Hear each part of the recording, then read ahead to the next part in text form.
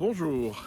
Alors, après cet abécédaire qui nous a tenu 26 jours, d'ailleurs, il n'est pas exclu que j'en fasse un autre, peut-être pas avec toutes les lettres, parce que je ne vais pas pouvoir faire 15 ABC avec le W, mais par contre, on peut faire 15 fois la lettre A, parce qu'il y a énormément de mots qui commencent par A dans la spiritualité.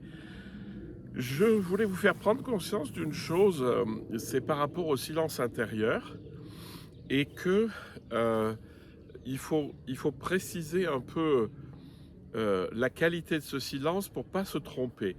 En fait, il y a deux manières, ou plutôt il y a une manière de rentrer dans le silence, ça je vous ai déjà dit, c'est d'être simplement tellement présent au corps, aux perceptions et d'être totalement connecté au monde que il n'y a simplement plus de place pour le mental et le mental s'arrête tout seul et il se fit un grand calme, comme dirait euh, la parabole où Jésus calme la tempête.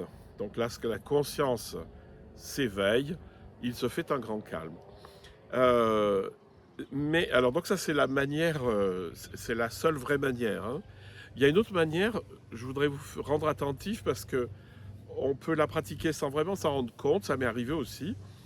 C'est par exemple de méditer en cherchant le silence et en essayant de rentrer dans une espèce de petite bulle à l'intérieur de soi, étroite, où on va chercher à, à faire le silence, c'est-à-dire à empêcher les, euh, les pensées, les images, les souvenirs de, de remonter à la surface ou d'émerger dans la conscience.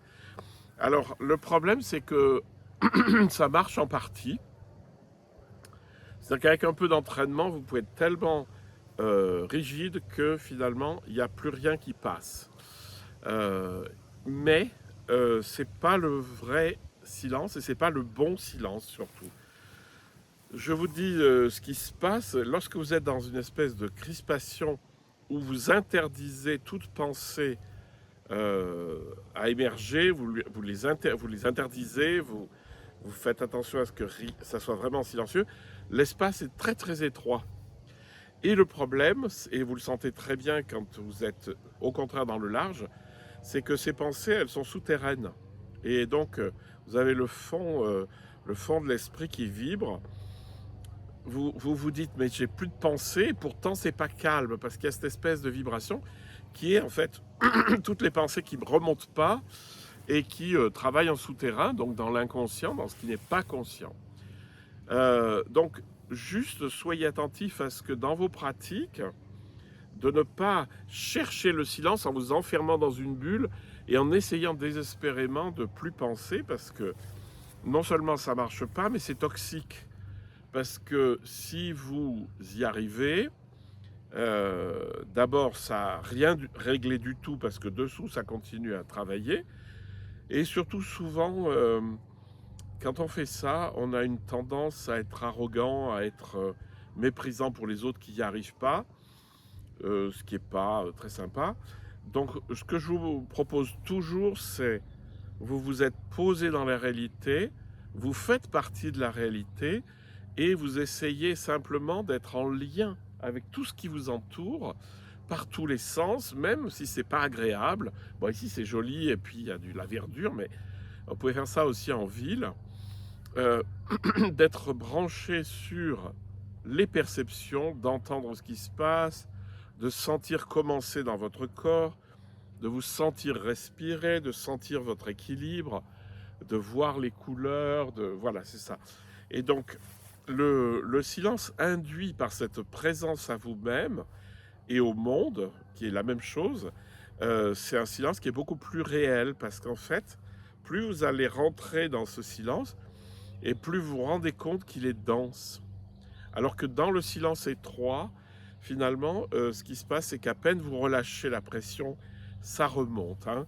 Vous vous en rendrez compte lorsque vous avez médité, par exemple, pendant un certain temps, et puis vous avez bien bloqué les pensées, et puis quand vous sortez de la méditation, ça part dans tous les sens. Alors que si vous avez été dans le grand silence, c'est-à-dire le silence large, de la perception large, eh bien lorsque vous sortez de votre méditation, ça va demeurer longtemps, hein. Donc c'est un peu ça le critère. Le deuxième critère qui est évident, mais qui c'est toujours le même, c'est que lorsque vous êtes dans le grand silence par la présence à la réalité et à vous-même, donc puisque vous faites partie de la réalité, vous êtes bienveillant. Alors que si vous êtes dans la dureté, ben, cette dureté, à un moment donné, elle va vous revenir dans la figure et vous n'allez pas forcément être bienveillant avec tout le monde et même pas avec vous. Voilà, donc c'était une petite réflexion sur le silence étroit et le silence large. Je vous souhaite une excellente journée.